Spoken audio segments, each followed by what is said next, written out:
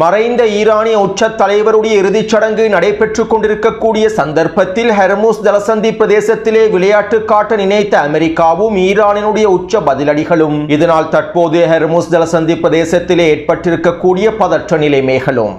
நாங்கள் அமெரிக்காவையும் இஸ்ரேலிய ஆக்கிரமிப்பையும் பழிவாங்குவோம், டொனால்ட் ட்ரம்பையும் நெட்டன்யாகுவையும் நிச்சயமாக பழிவாங்குவோம் என சபதம் செய்திருக்கக்கூடிய ஈரானிய தலைமைகளும் தளபதிகளும் அதிரடியான அறிவிப்புகளும்.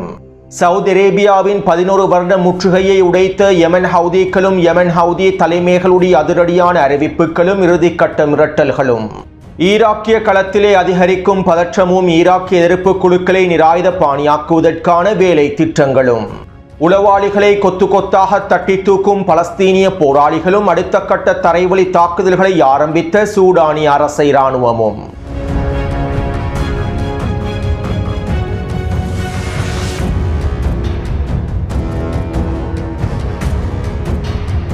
காசாவின் களத்திலே பலஸ்தீனிய தலைமைகளின் படுகொலைகளுக்கு பின்னால் இருக்கக்கூடிய பல முக்கியமான உளவாளிகளை பலஸ்தீனிய போராளிகள் தொடர்ச்சியாக கைது செய்து வருகின்றார்கள். மேலும் இவ்வாறு கைது செய்யப்பட்டிருக்கக்கூடிய பல உளவாளிகளுக்கு மரண தண்டனைகளையும் பொதுவெளியில் நடைமுறைப்படுத்தி வருகின்றார்கள். இதற்கமைவாக நேற்றைக்கு முன்தினம் மிக முக்கியமான உளவாளியான முஸ்தபா முஹன்னா என்கின்ற உளவாளிக்கு மரண தண்டனையை விதித்தார்கள். காசாவின் களத்திலே இருந்த ஹமாஸினுடைய தலைவர்களில் ஒருவரான இஸ்ஸதீன் அல் ஹத்தாத் அவர்களை படுகொலை செய்வதற்கு பின்னால் இவனே இருக்கின்றான். அதே போன்று இறுதியாக முகமது அவுதா அவர்கள் படுகொலை செய்யப்பட்டதற்கு பின்னால் இருக்கக்கூடிய இன்னும் ஒரு உளவாளியையும் தற்போது கைது செய்துள்ளார்கள். குறித்த உளவாளி முகமது அவுதாவினுடைய குடும்ப உறுப்பினர்களோடு நெருங்கிய தொடர்புகளை வைத்திருந்ததாகவும் இதன் மூலமாகவே இராணுவ தலைமை அதிகாரி முகமது அவுதா தொடர்பாக பல உளவு தகவல்களை இவன் பெற்றுக் கொண்டிருப்பதாகவும் தெரிவிக்கப்படுகின்றது. மேலும் இஸ்ரேலிய ஆக்கிரமிப்பு முகமது அவுதா அவர்களை இலக்கு வைத்து படுகொலை தாக்குதல்களை மேற்கொண்டதற்கு பின்பு அவர் உயிரோடு இருக்கின்றாரா அல்லது கொல்லப்பட்டு விட்டாரா என்பதனை உறுதி செய்வதற்காக குறித்த உளவாளி வைத்தியசாலைக்கு சென்றிருந்ததாகவும் இவை தொடர்பான சிசிடிவி புகைப்படங்களை பெற்றுக் கொண்டிருப்பதாகவும் இதற்கமைவாகவே குறித்த உளவாளி கைது செய்யப்பட்டு தற்போது அவனுக்கும் மரண தண்டனை நிறைவேற்றப்பட்டிருப்பதாகவும் காசாவின் களத்திலிருந்து தகவல்கள் வெளியாகியுள்ளன. அத்தோடு கடந்த 24 மணித்தியாலத்திற்குள்ளே பலஸ்தீனிய போராளிகள் சிறப்பு நடவடிக்கைகளையும் மேற்கொண்டுள்ளார்கள். வடக்கு காசாவிலும் கான்யூனிஸினுடைய பல பிரதேசங்களிலுமேயே இந்த சிறப்பு நடவடிக்கைகளை மேற்கொண்டுள்ளார்கள். இதன்போது இஸ்ரேலிய ஆக்கிரமிப்புடன் நெருங்கிய ஒருங்கிணைப்புகளை மேற்கொண்டிருக்கக்கூடிய அடிமை ஃபத்தா அமைப்பினுடைய ஆதரவாளர்களுடைய பலரையும் கைது செய்துள்ளார்கள். இவர்களையும் பொதுவெளியில் வைத்து தூக்கிலிடப் போவதாக தெரிவிக்கப்படுகின்றது. காசாவிலே உணவு மற்றும் மருந்துகளுடைய பற்றாக்குறை அதிகரித்திருப்பதனாலும் இந்த நிலைமைகளை பயன்படுத்தி இஸ்ரேலிய ஆக்கிரமிப்பு பல பலஸ்தீனியர்களை உளவாளிகளாக மாற்றி வருவதாகவும் தெரிவிக்கப்படுகின்றது. மேலும் காசாவின் களத்தில் இருக்கக்கூடிய அதிகளவான ஃபத்தா அமைப்பினுடைய ஆதரவாளர்களும் பலஸ்தீன் அதிகார சபையோடு நெருங்கிய தொடர்புகளை வைத்திருக்கக்கூடியவர்களும் ஹமாஸுக்கு எதிராக செயற்படக்கூடிய பழங்குடி குடும்பங்களுடைய உறுப்பினர்களுமே அதிகமாக உளவாளிகளாக மாற்றப்பட்டு வருகின்றார்கள். இதனால் தற்போது இவர்களை முழுமையாக வேற்றாடுவதற்கான திட்டங்களையே பலஸ்தீனிய போராளிகள் காசாவின் களத்தில் நடைமுறைப்படுத்தியுள்ளார்கள். அது மட்டுமல்லாமல் காசாவின் களத்தில் இருக்கக்கூடிய பலஸ்தீனிய பழங்குடி குடும்பங்களுக்கும் இறுதி எச்சரிக்கைகளை வெளியிட்டுள்ளார்கள். ஹமாஸுக்கு ஆதரவாக இருக்கக்கூடிய பழங்குடி குடும்பங்கள் குறித்த உளவாளிகளை அடையாளம் காண்பதற்கு முழுமையான ஆதரவை வழங்குவதாகவும் அறிவித்துள்ளார்கள். இதனால் தற்போது காசாவின் களத்திலே பலஸ்தீனிய போராளிகள் உளவாளிகளுக்கு எதிராக வீரியமான நடவடிக்கைகளை மேற்கொண்டு வருகின்றார்கள். இதற்கமைவாக பல உளவாளிகளை கொத்து கொத்தாக தட்டி தூக்கி வருகின்றார்கள். அடுத்து தென் சூடானினுடைய மேற்கு பிரதேசத்தில் இருக்கக்கூடிய மத்திய ஆப்பிரிக்க குடியரசு என்கின்ற நாட்டிலே தற்போது மோதல்கள் விரிவடைந்துள்ளன. குறித்த வரைபடத்திலே இலக்கம் ஒன்றினால் குறிப்பிடப்பட்டிருக்கக்கூடிய நாடே மத்திய ஆப்பிரிக்க குடியரசாகும். தென் சூடானுக்கு அருகாமையிலேயே குறித்த நாடு அமைந்துள்ளது. மேலும் குறித்த நாட்டிலும் தற்போது உள்நாட்டு போர் ஆரம்பிக்கப்பட்டுள்ளது. இந்த மத்திய ஆப்பிரிக்க குடியரசிலே இருக்கக்கூடிய கிளர்ச்சி குழுக்களே தற்போது உள்நாட்டு போரை ஆரம்பித்துள்ளார்கள். மேலும் மத்திய ஆப்பிரிக்க குடியரசிலே உள்நாட்டு போர் ஆரம்பிக்கப்படுவதற்கு பின்னாலும் ஐக்கிய அரபு அமீரகமே காணப்படுகின்றது. சூடானிலே இருக்கக்கூடிய ஐக்கிய அரபு அமீரகத்தின் ஆதரவு பெற்ற RSF படைகளுடைய தளபதியாக செயற்படும் ஹம்தான் டாக்லோவே மத்திய ஆப்பிரிக்க குடியரசிலும் தாக்குதல்களை மேற்கொள்வதற்கான முயற்சிகளை மேற்கொண்டுள்ளார். அதாவது மத்திய ஆப்பிரிக்க குடியரசிலே இருக்கக்கூடிய கிளர்ச்சியாளர்களுடைய தலைமைகள் ஐக்கிய அரபு அமீரகத்தின் ஆதரவு பெற்ற RSF படைக்குழுக்களுடைய தலைவரான ஹம்தான் டாக்லோவோடு பேச்சுவார்த்தைகளை மேற்கொண்டு RSF படைகளுடைய ஐக்கிய அரபு அமீரகத்தினுடைய ஆதரவை முழுமையாக பெற்றுக்கொண்டே மத்திய ஆப்பிரிக்க நாட்டிலும் தற்போது உள்நாட்டு போரை ஆரம்பித்துள்ளார்கள். மத்திய ஆப்பிரிக்க குடியரசு என்கின்ற நாடானது சூடானிய களத்திற்கு மிக முக்கியமான மூலோபாய பிரதேசமாகவே காணப்படுகின்றது. மத்திய ஆப்பிரிக்க குடியரசிலும் உள்நாட்டு போர் ஏற்படுவதனால் கிளர்ச்சியாளர்கள் குறித்த பகுதிகளை கைப்பற்றிக் கொள்வதனால் அது ஐக்கிய அரபு அமீரகத்தின் RSF படைகளுக்கு ஒரு சிறந்த வாய்ப்பையும் ஏற்படுத்தும். ஐக்கிய அரபு அமீரகத்திற்கும் RSF படைகளுக்கும் இடையிலான ஆயுத பரிமாற்றத்திற்கான ஒரு பாதையாகவும் அதிகளவான வளங்களை பரிமாற்றக்கூடிய பாதையாகவும் இதனை பயன்படுத்திக் கொள்ள முடியும். இதற்கமைவாகவே ஐக்கிய அரபு அமீரகத்தின் முழுமையான ஆதரவோடு மத்திய ஆப்பிரிக்க குடியரசிலும் தற்போது உள்நாட்டு போர் ஆரம்பிக்கப்பட்டுள்ளது. இப்படியான நிலைமையில் இன்றைய தினம் சூடானி அரசை இராணுவம் சூடானினுடைய தென்கிழக்கு பிரதேசமான ப்ளூ நைல் மாகாணத்தை இலக்கு வைத்து தரைவழி தாக்குதல்களை ஆரம்பித்துள்ளார்கள். குறித்த வரைபடத்திலே நீல நிறத்தினால் காண்பிக்கப்பட்டிருக்கக்கூடிய பிரதேசமே ப்ளூ நைல் மாகாண பிரதேசமாகும். இதனுடைய எல்லை பகுதிகளில் RSF படைகள் நிலை கொண்டுள்ளார்கள். சிவப்பு நிறத்தினால் காண்பிக்கப்பட்டிருக்கக்கூடிய பகுதிகளிலேயே RSF படைகள் நிலை கொண்டுள்ளார்கள். மேலும் குறித்த பகுதியானது எத்தியோப்பியாவினுடைய எல்லை பிரதேசமாகும். இந்த எல்லை பிரதேசத்தினூடாகவே சூடானி அரசு இராணுவத்திற்கு எதிரான தரைவழி தாக்குதல்களை மேற்கொள்வதற்கு RSF படைகளும் எத்தியோப்பியாவும் ஐக்கிய அரபு அமீரகமும் திட்டமிட்டிருந்தன.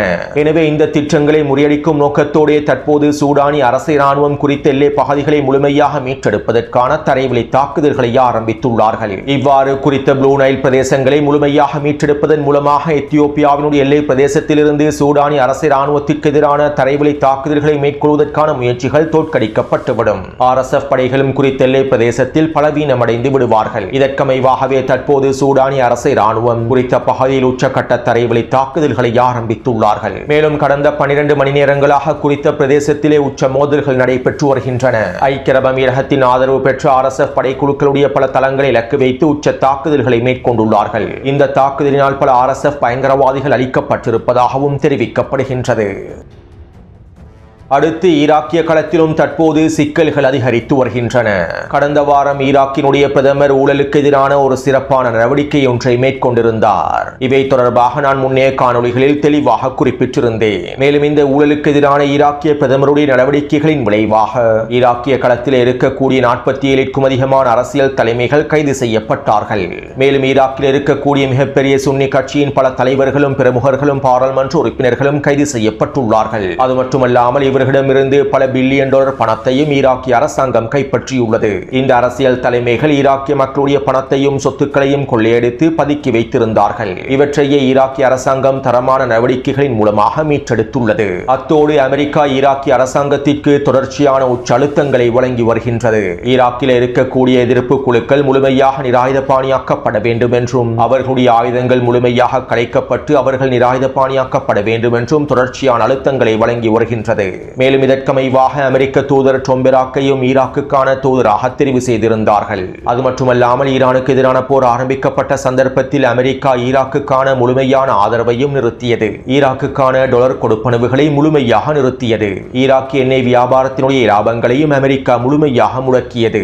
இதைத் தொடர்ந்து அமெரிக்கா ஈராக்கிய அரசாங்கத்திற்கு உச்சழுத்தங்களை வழங்கியது. புதிய பிரதமர் தெரிவு செய்யப்பட்டதற்கு பின்பு இந்த நிதிகள் முழுமையாக விடுவிக்கப்பட வேண்டுமாக இருந்தால் ஈராக் எண்ணெய் வர்த்தகத்தின் மூலமாக கிடைக்கக்கூடிய லாபம் ஈராக்கிய அரசாங்கத்திற்கு கிடைக்கப் பெற வேண்டுமாக இருந்தால் ஈராக்கிய எதிர்ப்பு குழுக்களை நிராயுதபாணியாக்குவதற்கான வேலை திட்டங்களை அவசரமாக ஈராக்கிய அரசாங்கம் மேற்கொள்ள வேண்டும் என உச்சழுத்தங்கள் வழங்கப்பட்டிருந்தன.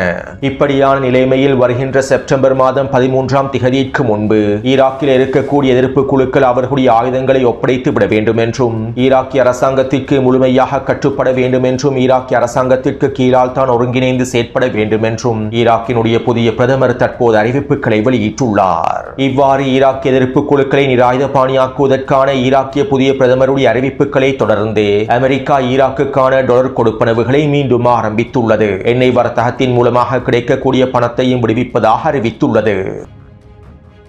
அத்தோடு ஈராக்கிய களத்தினுடைய இந்த நிலைமைகள் தொடர்பாக ஈராக்கினுடைய மூத்த பத்திரிகையாளர் எலிஜா மக்னியர் இவ்வாறு தெரிவித்துள்ளார். ஈராக்கிய பிரதமர் ஊழலை முடிவுக்கு கொண்டு வருவதற்காக சிறப்பான நடவடிக்கைகளை மேற்கொண்டிருந்தார். இந்த நடவடிக்கைகள் நிச்சயமாக பாராட்டப்பட வேண்டும். பல பில்லியன் டாலர் பெறுமதி அளவிலான ஈராக்கிய மக்களுடைய சொத்துக்கள் தற்போது ஊழல் அரசியல்வாதிகளிடமிருந்து மீட்டெடுக்கப்பட்டுள்ளன.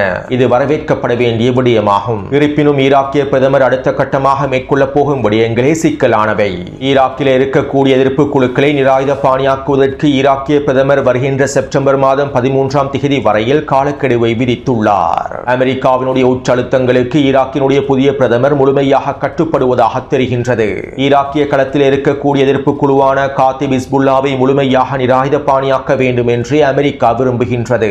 ஏனென்றால் சிரியாவினுடைய அதிபர் ஜூலானி தெற்கு லெபனானை இலக்கு வைத்து ஹிஸ்புல்லா இராணுவத்திற்கு எதிரான தரைவழி தாக்குதல்களை ஆரம்பித்தால் ஈராக்கில் இருக்கக்கூடிய காத்திப் ஹிஸ்புல்லா எதிர்ப்பு குழுவினர் சிரியாவுக்கு எதிரான தாக்குதல்களை மேற்கொள்வார்கள். சிரியா மற்றும் ஈராக் எல்லை பிரதேசத்தில் மிகப்பெரிய மோதல்களும் வெடித்துவிடும். இதனால் தான் ஜூலானியை பயன்படுத்தி ஹிஸ்புல்லா இராணுவத்திற்கு எதிரான தாக்குதல்களை ஆரம்பிப்பதற்கு முன்பு ஈராக்கில் இருக்கக்கூடிய எதிர்ப்பு குழுக்களை நிராயுதபாணியாக்குவதற்கு அமெரிக்கா விரும்புகின்றது. மேலும் அமெரிக்காவினுடைய இஸ்ரேலிய ஆக்கிரமிப்பினுடைய மிக நீண்ட கால திட்டமும் இதுதான். அமெரிக்காவும் இஸ்ரேலிய ஆக்கிரமிப்பும் ஈரானுக்கு எதிராக இன்னும் முழுமையாக திரும்பவில்லை. அடுத்த கட்ட போரிலே நிச்சயமாக ஈரானுக்கு எதிராக அமெரிக்காவும் இஸ்ரேலிய ஆக்கிரமிப்பு முழுமையாக திரும்புவார்கள். ஈரானை முழுமையாக அழிப்பதற்கான தாக்குதல்களை மேற்கொள்வார்கள். மேலும் இந்த தாக்குதல்களை மேற்கொள்வதற்கு முன்பு ஈராக்கிய களத்தில் இருக்கக்கூடிய எதிர்ப்பு குழுக்களை முழுமையாக நிராயுதபாணியாக்கிவிட வேண்டும். சிரியாவை பயன்படுத்தி ஹிஸ்புல்லாவுக்கு எதிரான தரைவழி தாக்குதல்களை மேற்கொள்ள வேண்டும். அதே போன்று யமன் ஹவுதிகளையும் முழுமையாக அடக்கிவிட வேண்டும். இந்த நடவடிக்கைகளை மேற்கொள்ளும் சந்தர்ப்பத்திலேயே ஈரானுக்கு எதிராக அமெரிக்காவும் இஸ்ரேலிய ஆக்கிரமிப்பு முழுமையான உச்சக்கட்ட தாக்குதல்களை மேற்கொள்வதற்கு விரும்புகின்றார்கள்.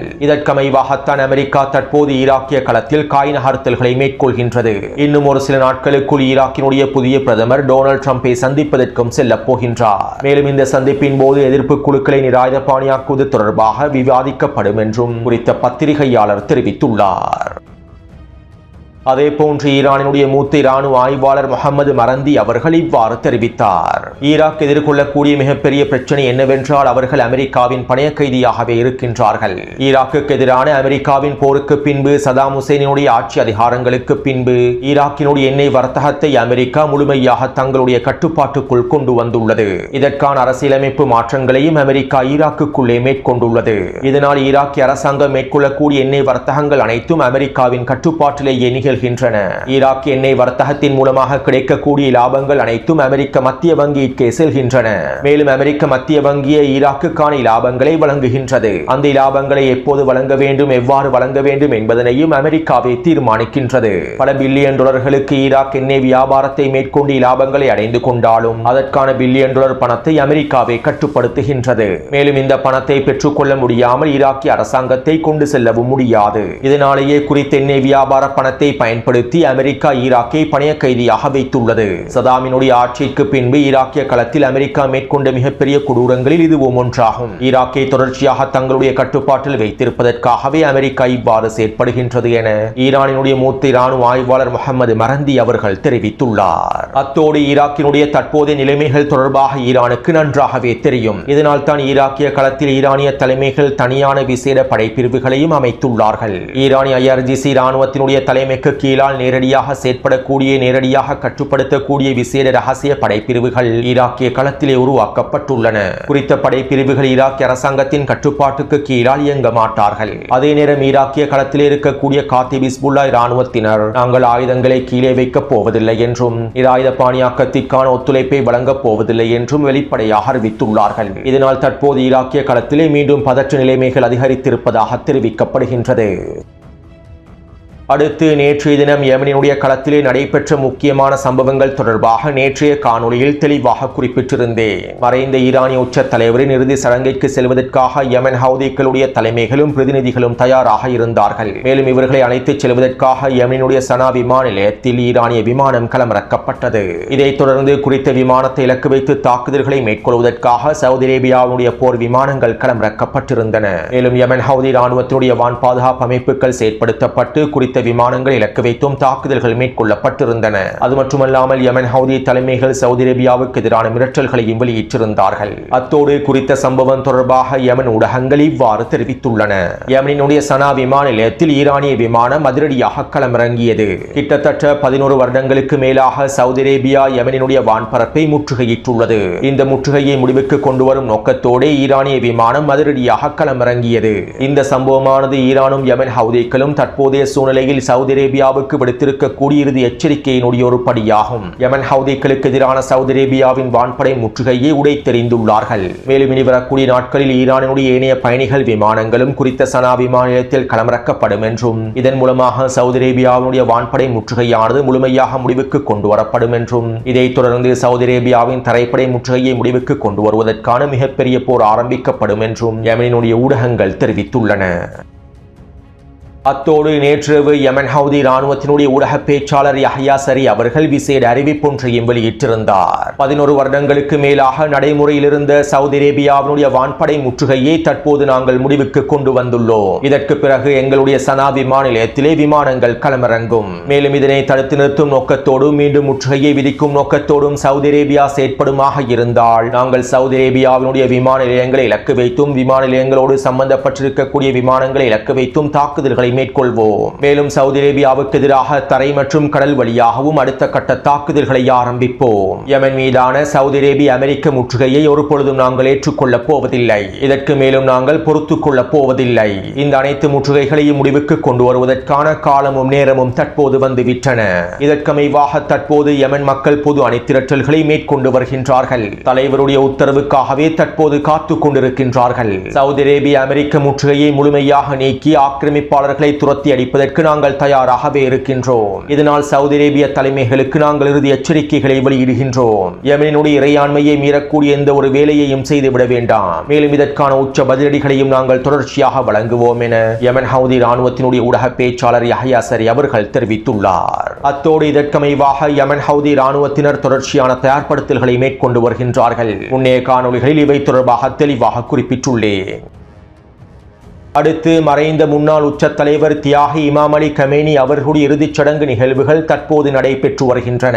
நேற்றைய தினம் சர்வதேச நாடுகளிலிருந்து பல முக்கியமான தலைமைகளும் பிரதிநிதிகளும் கலந்து கொண்டிருந்தார்கள். ஹமாஸினுடைய தலைவர்கள் பிரதிநிதிகள் மற்றும் PIG அமைப்பினுடைய தலைவர்கள் பிரதிநிதிகளும் கலந்து கொண்டிருந்தார்கள். இஸ்புல்லா இராணுவத்தினுடைய தலைமைகளும் அரசியல் பிரதிநிதிகளும் யமன் ஹவுதி இராணுவத்தினுடைய தலைவர்களும் அரசியல் பிரதிநிதிகளும் ஈராக் எதிர்ப்பு குழுக்களுடைய தலைவர்களும் அரசியல் பிரதிநிதிகளும் கலந்து கொண்டிருந்தார்கள். இவை தொடர்பான அனைத்து புகைப்படங்களையும் காணொலிகளையும் டெலிகிராம் சேனலில் தொடர்ச்சியாக பதிவிட்டு வருகின்றேன். மேலும் இந்த இறுதிச் சடங்கிலே சவுதி அரேபிய மற்றும் கத்தாரி அடிமைகளுடைய சில பிரதிநிதிகளும் கலந்து கொண்டிருந்தார்கள். துரோகி அர்துகானினுடைய பிரதிநிதிகளும் கலந்து கொண்டிருந்தார்கள். ஏனைய குட்டி அடிமைகளோ மூத்த அடிமையான ஐக்கிய அரபு அமீரகத்தின் பிரதிநிதிகளோ கலந்து கொள்ளவில்லை.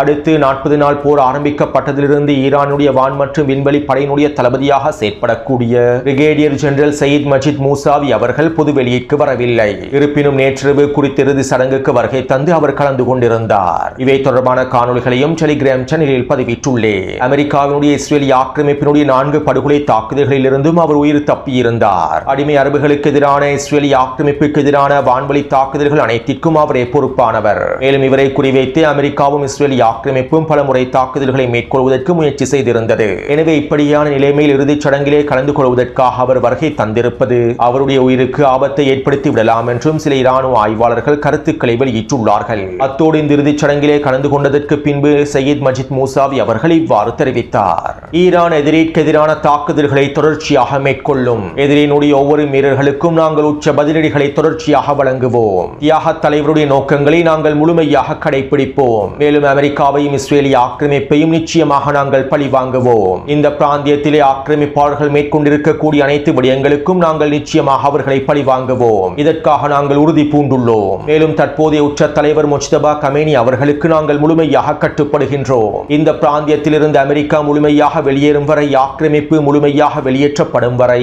எங்களுடைய இந்த போராட்டம் தொடரும் என அவர் குறிப்பிட்டிருந்தார். அடுத்து மறைந்த உச்ச தலைவருடைய இறுதிச் சடங்கு நடைபெற்று வரக்கூடிய வேளையில் அமெரிக்கா அதிகளவான உளவு விமானங்களையும் உளவு ட்ரோன்களையும் பாரசீக வளைகுடா பிரதேசத்திலே களமிறக்கியுள்ளது. அது மட்டுமல்லாமல் ஹெர்முஸ் ஜலசந்தி பிரதேசத்திலே கப்பல்களை நகர்த்துவதற்கும் அமெரிக்க படைகள் முயற்சி செய்துள்ளன. நேற்றிரவு கிட்டத்தட்ட 8க்கும் அதிகமான சரக்கு கப்பல்களையும் எண்ணெய் கப்பல்களையும் ஈரானிய வழித்தடத்தை பயன்படுத்தாமல் போருக்கு முன்பிருந்த வழித்தடத்தை பயன்படுத்தி நகர்த்துவதற்கு அமெரிக்க கடற்படையினர் முயற்சி செய்துள்ளார்கள். இதற்கமைவாக அமெரிக்க இராணுவத்தினர் விசேட நடவடிக்கைகளையும் மேற்கொண்டுள்ளனர். தெரிவித்துள்ளார்கள். ஈரானிய தலைமைகளும் இராணுவ தளபதிகளும் இறுதிச் சடங்கில் மும்முரமாக இருப்பதனால் இந்த சந்தர்ப்பத்தை பயன்படுத்தி ஹெர்முஸ் ஜலசந்தி பிரதேசத்தை முழுமையாக கட்டுப்பாட்டுக்குள் கொண்டு வருவதற்கான முயற்சிகளையே அமெரிக்கா மேற்கொண்டுள்ளது. இதற்கமைவாகவே நேற்றிரவு ஹெர்முஸ் ஜலசந்தி பிரதேசத்தில் விளையாட்டு காண்பிப்பதற்கு அமெரிக்க இராணுவத்தினர் ஆரம்பித்துள்ளார்கள். இருப்பினும் ஈரானிய IRGC கடற்படையினர் இதற்கு அனுமதிக்கவில்லை. நேற்றிரவு அதிரடியாக ஈரானிய கடற்படையினர் களமிறக்கப்பட்டு அமெரிக்காவின் வழித்தடத்தின் மூலமாக ஓமான் எல்லை கருகாமையில் செல்வதற்கு முயற்சி செய்த எண்ணெய் கப்பல்களுக்கு எதிரான எச்சரிக்கை தாக்குதல்களை மேற்கொண்டிருந்தார்கள். மேலும் இந்த எச்சரிக்கை தாக்குதல்களை தொடர்ந்து 8க்கும் அதிகமான சரக்கு கப்பல்களும் எண்ணெய் கப்பல்களும் போருக்கு முன்பிருந்த பாதையை பயன்படுத்தாமல் அமெரிக்கா நிர்ணயித்த பாதையை பயன்படுத்தாமல் ஈரானிய வழித்தடத்தையே பயன்படுத்தினார்கள். மேலும் முயற்சி செய்த இன்னும் சில சரக்கு கப்பல்கள் முழுமையாக பின்வாங்கிவிட்டன. இதைத் தொடர்ந்து ஈரானிய வெளியுறவுத்துறை அமைச்சரும் எச்சரிக்கைகளை வெளியிட்டிருந்தார். ஹெர்முஸ் ஜலசந்தி பிரதேசத்திலே அமெரிக்கா மேற்கொள்ளக்கூடிய எந்த ஒரு இராணுவ நடவடிக்கைகளுக்கும் நாங்கள் உச்ச பதிலடிகளை வழங்குவோம். மேலும் நாங்கள் முழுமையான கண்காணிப்பிலேயே இருக்கின்றோம் என தெரிவித்திருந்தார். எனவே தற்போது ஹெர்முஸ் ஜலசந்தி பிரதேசத்திலே பதற்ற நிலைமையானது அதிகரித்துள்ளது. இன்னும் 5 நாட்களுக்கு இறுதிச் சடங்கு நடைபெறப் போகின்றது. இந்த இறுதிச் சடங்கு நடைபெறும் சந்தர்ப்பத்தில் அமெரிக்கா பல வேலை திட்டங்களையும் சூழ்ச்சி திட்டங்களையும் நடைமுறைப்படுத்துவதற்கு முயற்சி செய்ய போகின்றது. இதனால் ஹெர்முஸ் ஜலசந்தி பிரதேசத்திலும் ஈரானிய களத்திலும் எதுவும் நடக்கலாம். அத்தோடு இந்த காணொளி தொடர்பான கருத்துக்களை பதிவிடுங்கள். தொடர்ந்தும் என்னுடன் இணைந்திருங்கள். நன்றி, வணக்கம்.